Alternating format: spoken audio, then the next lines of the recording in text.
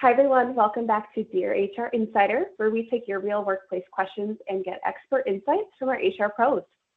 Today, we're going to be talking about something that impacts every organization, employee benefits, and how to think about them not just as a cost, but as a strategic advantage for your organization.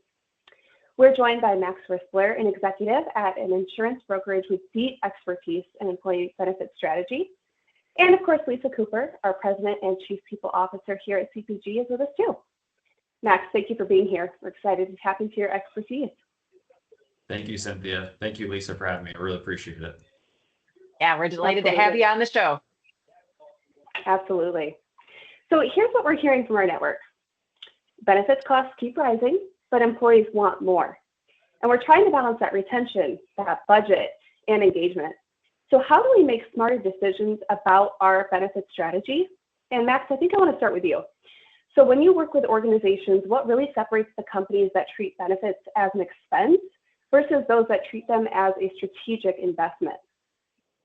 It's a great question. And I would say mindset is probably the first thing that I think about, right? So when you start talking with organizations around what their goals and their needs are, a lot of them don't even understand their employees and what their needs are, and kind of going into more of that strategic investment of, okay, how do we engage? How do we educate? How do we make sure that these benefits are actual benefits that the employees care about? And then going forward from that, what is the strategy from there on the back end from an investment perspective of how do we make sure that the cost aligns with our goals from an organization perspective? So the companies are making the difference, and they're really, I would say, being proactive around making those adjustments throughout the year. They're also being proactive in engaging employees throughout the year. And you can also sometimes see what we sometimes say is benefit packages that maybe are a C package, but they're educated and engaged in an A package way. Employees perceive those packages as they're an A package.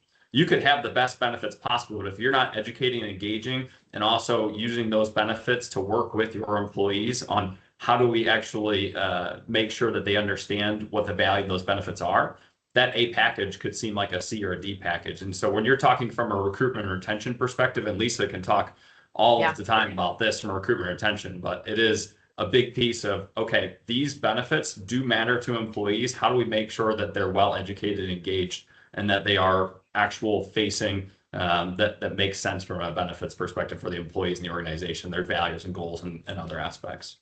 Yeah, I love that, Max. I think that's such a often overlooked aspect is that communication and engagement. I know when I got into HR about 25 years ago, you had the one open enrollment meeting and the Max would walk in and schlep out some paperwork and fill out your social security number and ta-da, we were sort of done, right? And the world of benefits has evolved so much over the last couple of decades, and there's so much more that your health plan and dental and vision and all the ancillary lines, right? And your retirement plan, your PTO, the whole package can really do for our employees and their family members.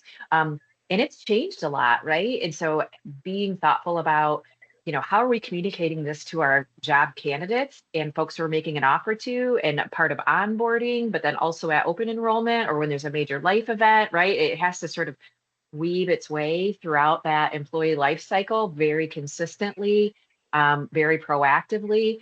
And it probably requires a multi-prong approach, right? Like maybe there's one-on-one, maybe it's on my phone app, maybe it's in my paycheck stuff. I don't know if people get printed paychecks anymore, probably not, right? But like it's on the bulletin board, it's in the Slack channel, right? Like there's many mediums by which we are reinforcing the value of our benefits package. I'm also a big fan of a total reward statement at the end of the year, or when the renewal comes in, right? And we can show people like, here's really the value of the investment that we're making in you and your family. So you're not just getting paid $20 an hour. The value of your total benefits is $27 an hour when you add in all the line items that we're investing in you for the future. So I don't know if you've got more to add to that, if you're seeing some really cool things out there for that communication and engagement piece, Max. Yeah, well, and I think just adding on, Lisa, from that perspective, transparency is so essential within an organization, right? We're all adults. We're working for an organization. I think the big thing is that if we're transparent, we're talking about how much from a company perspective that we're spending on benefits. A lot of times it's eye-opening also for the members and the employees to understand that a lot of times companies are covering 70-80% of the cost. Yeah. So even though the costs are going up, the company is still taking on that majority of the spend. And so just having some of that transparency is really nice as well, with those total compensation statements and other aspects to it. And then I think one of the really fun aspects that I've seen recently, I was actually talking with a couple HR teammates here recently about this, was they said that, well, we don't have necessarily the time and the budget to put together an education strategy. And we're also, from a broker perspective, we're not meeting their minimum necessary to get a full engagement strategy, right? I said, well, have you thought about putting your benefit guide into AI and then asking AI, hey, what could you do potentially to have a monthly or even a quarterly information outlash or outburst into the organization, pushing information out? And so that's actually probably one of the easiest ways to use AI. Put your benefit guide in there, ask it to come up with an education strategy around your benefits, and then all of a sudden you have a monthly or a quarterly education strategy, and it took no time at all, right? And that's one of those things, just from a cost perspective, we're just trying to keep that cost down, but how do we make those benefits better? And that's just one of the strategies that you can do to make those benefits even better from a package perspective for the employees. I want us to go back to one thing that you mentioned about really understanding your employee population and what they really need. I was talking with a client the other day, and they said like 35% of their workforce is above 55, and they're going to have some massive succession issues to tend with, right? Those people are probably really curious about Medicare, right? And long-term care, right? Like they may have very different needs than we have a group, and it's a 80% 20 somethings, right? And they're figuring out how do I pay off my student debt, right? Or can I get tuition advancement, right? So we think about benefits. A lot of times we think about health insurance, but there could be other things that are even low cost. I think in really understanding your demographic, and there's no one size fits all, because you're going to have everyone on every other end of the spectrum: single folks, married folks, folks with kids, aging parents, right? Like you're going to have many different segments. But if you can try to meet people where they're at and deliver some options, I think that's really some of the things that we're seeing with our clients as well.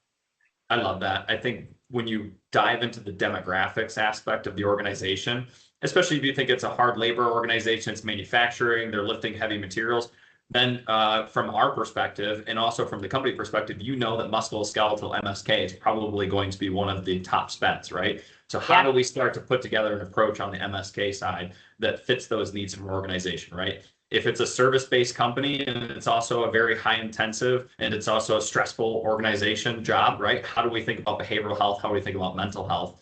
And implementing that from a strategy perspective with organizations. So there is that aspect that I think taking it one step further is understanding your demographics, understanding your employees, the values of the values that they have, right, and the benefits, and then aligning those strategies with those values.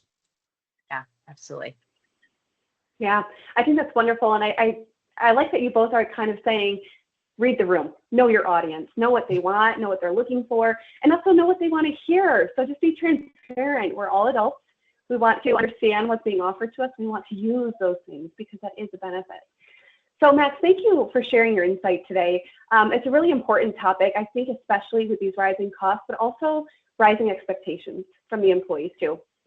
And thank you everyone for tuning in to Dear HR Insider.